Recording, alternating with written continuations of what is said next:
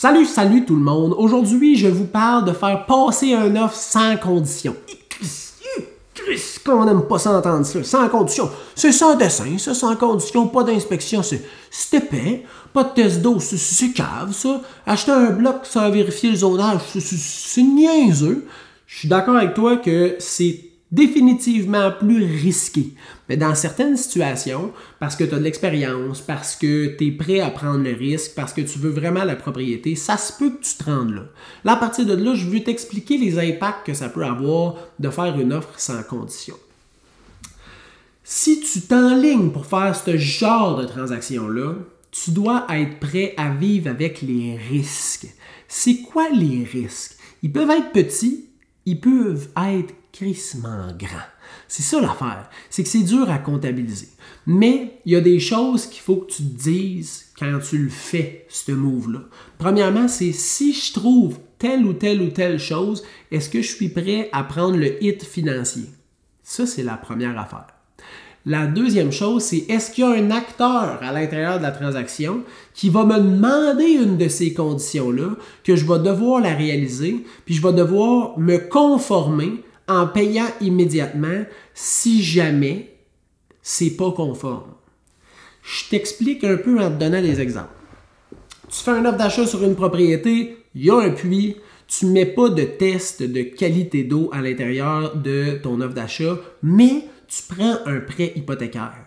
Je te confirme, l'institution financière va avoir besoin d'un test de qualité d'eau potable avant de débourser les fonds chez le notaire. Pas mal toutes les institutions y ont ça comme réglementation.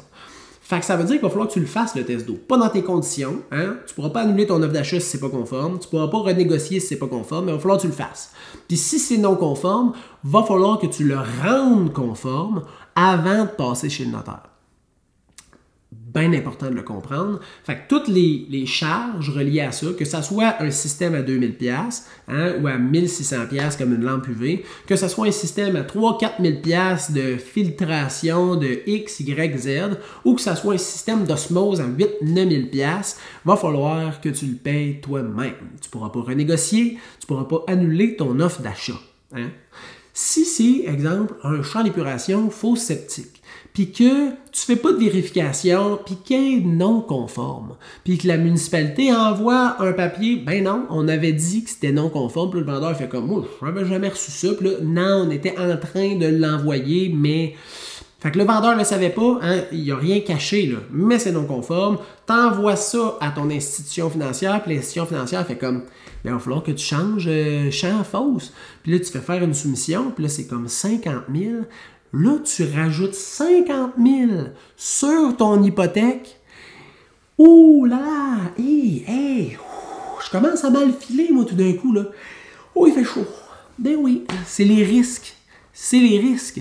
Comme si tu achètes un quadruplex, que tu es juste zoné triplex dans ce secteur-là, mais que tu n'as pas mis de conditions de vérification de zonage, ben, il va falloir que tu te conformes à un triplex ou que tu ailles chercher une dérogation. Fait que tu vois-tu, les vérifications là, ou les conditions sont importantes, sont là pour une raison. Mais tu peux décider de ne pas les mettre et d'assumer le risque. Là, ça se peut qu'il ne se passe rien. Ça se peut que tout soit top-notch et que tu n'aies rien besoin de changer. Mais si tu as besoin, ça va te revenir sur ton dos à toi. Fait que si tu te lances dans une transaction d'une offre d'achat sans condition, là, fais juste évaluer toutes les choses qui peuvent se passer. Puis, je vais te donner un petit truc. Avant de faire ton offre d'achat, à la va-vite, il y a des choses que tu peux probablement regarder. Les installations septiques, tu peux probablement demander à la municipalité, c'est pas toutes les municipalités qui sont vraiment vite là, maintenant avec le consentement à l'information, puis ça peut être long en sacrament, genre 2, 3, 4, 5 semaines, ça peut être vraiment, vraiment long, mais ça se peut que le courtier vendeur, il ait déjà fait une sacrament de belle job, puis qu'il ait tout ce dossier-là disponible qu'il puisse te donner, ou même disponible pour ton courtier. Prends-en connaissance. Le zonage, tu peux vérifier sur le site de la municipalité pour voir les grilles de zonage. Le test d'eau, il y a peut-être un test qui a été fait puis qui est disponible ou à l'ancienne vente qui a acheté en 2021, fait que tu peux fouiller. fais tes petites recherches, ton due diligence, fais-le avant de déposer ton offre. Comme ça, au moins, tu élimines une coupe de risques.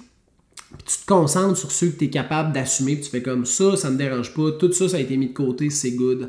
Le reste, je suis capable de le prendre sur moi. C'est risqué.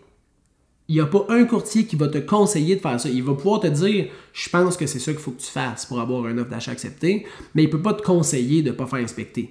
Il va te dire, moi je te conseille de faire inspecter, mais sur les 10 offres, maison 2019, il y a des chances que sur les 10 offres, il y en ait 5-6 qui ne mettent pas d'inspection. Ça, c'est la réalité de ce qu'on voit présentement sur le marché. Fait qu'il faut qu'il te dise la vraie game, mais il ne peut pas te déconseiller de faire inspecter. Il est là pour te protéger. Tout ce qui peut t'aider à te protéger, il va te le conseiller.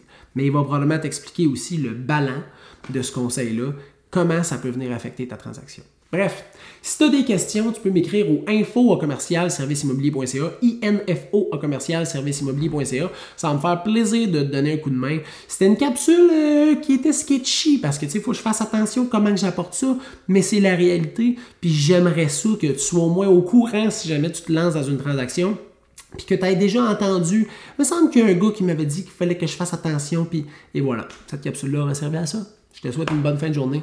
Bonne fin de journée. Bye bye.